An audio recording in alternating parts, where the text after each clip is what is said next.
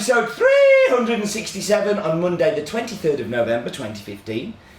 I'm as always your host Stephen Layton. Welcome to In My Mug and welcome to the news. Okay, so the news. I've been in Paris this week recording a temper tantrum for the Barista Guild of Europe. A really strange time to be in Paris. So sad after the tragedy, kind of what happened there last week. And it was very good to stand shoulder to shoulder with our Parisian coffee brothers and sisters. There's going to be lots of videos coming out from there. It was a really, really good feeling. It was fantastic to be in Paris. Had some great coffee while I was there too. Really, really beautiful place. I super proud of the way that they reacted to it all, and that event still went ahead, so that was good. A great coffee has come back, El Salvador Alaska. It is now on the website. It is an old favourite from 2007, and we lost it for a little while, and we got it back, then we lost it again. Now we've got it back, and we're going to try and hang on to it, but it's better than ever. It probably will be an In My Mug at some point in the future, but it's definitely a coffee that's worth having twice, because it may not. It depends on how quickly it goes. And anyway, that was the news. And we should get quickly on to Focus On. Focus On this week is about Rwandan coffee industry.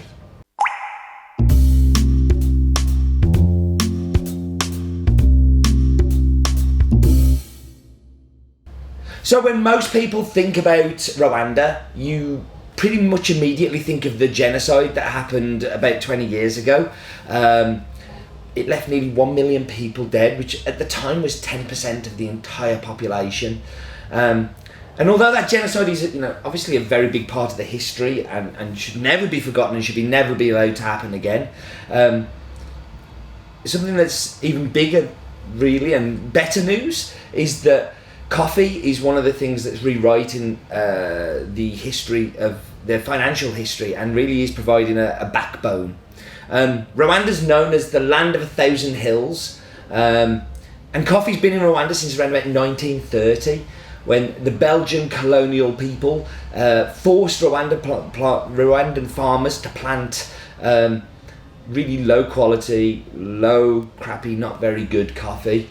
And basically they got trapped in this cycle of couldn't get enough money for their coffee. It wasn't particularly good quality, the varieties were not amazing. But they also lacked an infrastructure, because really it was just, everything was natural. They hadn't got any washing stations or anything like that. And generally all of the coffee that was produced there was pretty terrible. And then of course the genocide happened in '94, which made basically the prices plummet even more. And really the industry just got wiped out. And then in 2000, it kind of looked like it was pretty much over. The future looks super sad for the Rwandan coffee industry. But you fast forward today, there's been a whole heap of USAID money pumped into Rwanda. There's lots and lots of washing stations being built. There's lots and lots of expert kind of teaching and advice being flown in, if you like. And the coffee industry has really had this boom where you start to see lots more specialty lots coming out of Rwanda, and the coffee that's been coming out has been phenomenal. Really been a market leader in specialty coffee in Africa, and very much following in the footsteps of like Kenya, where they have amazing coffees and delicious stuff, and really exciting. So that was Focus On.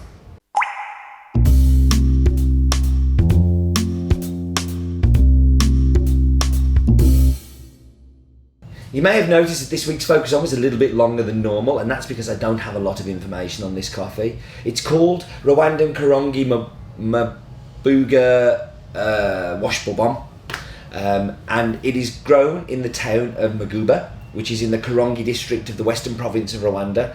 Approximately a 3-hour drive from Kigali, which is the capital city, which is where most of the business and where most people will be able to have a point. It's the only place they have an international airport as well, so pretty good reason to know where it is. Processed at the Karongi washing station, the ripe cherries are delivered to the mill, graded, sorted, pulped, and then they go through a pulper where the cherry is removed, and then it's double fermented, so it has 12 minutes wet and then 18 hours, 12 hours wet and then an 18 hours dry. And then the parchment is soaked again for 24 hours after that. And I think this is where this coffee really comes through. This is where its qualities really shine through. After they've done that, they sort the parchment, they put it on raised beds, and it dries for around about 15 days depending on the weather.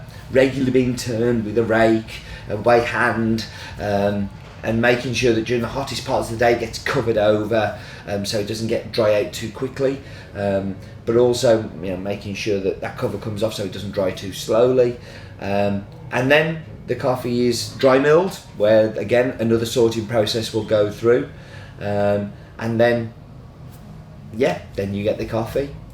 I mean, I've already talked about the genocide, but it's not just that. Rwanda's past, there's a whole heap of kind of colonial oppression, if you like, and I've already talked about that massive amount that they made there, but that's actually, that's been halved, so around about 45,000 tonnes in the 1990s, and now it's around about 25,000 tonnes, so it really has, the bulk has gone, but the quality has gone up, and I think that's the thing that is super exciting about it. Okay, now it's time for the map bit. This is going to be not the best map bit we've ever done, but the coffee's going to be great, so you're going to love it. So here comes the map bit.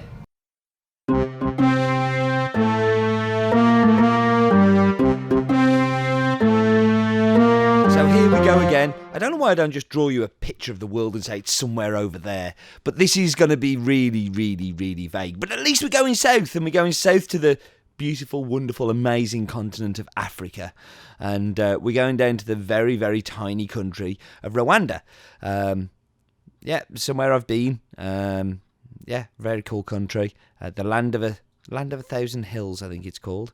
But here's the thing: flip-flops and plastic bags are banned in Rwanda. They do a really cool thing as well. On the first Monday of every month, everybody has to go out and clean the street. It's public service. Everybody has the morning off, and everybody has to clean up. It's an incredibly clean country for Africa. But here we can see the town, and we've got the town of Mubuga, and we're going to go kind of whiz round so you can get to see the hills. Now, all around here, people are going to be growing trees in their backyard, and they're going to be growing 200 trees, which is probably enough to make, I don't know, a handful of espressos, really. So there'll be little farms everywhere. The highest point is 4,519 metres, which